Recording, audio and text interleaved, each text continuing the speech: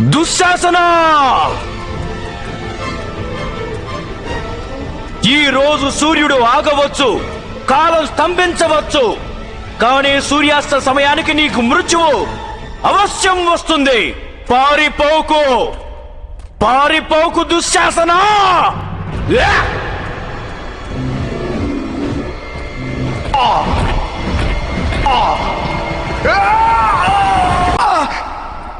సోదరా భీమా, నన్ను క్షమించండి,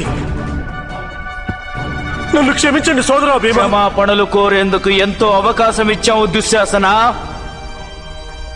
కానీ నీవు ఆ అవకాశాన్ని ఉపయోగించుకోలేకపోయావు.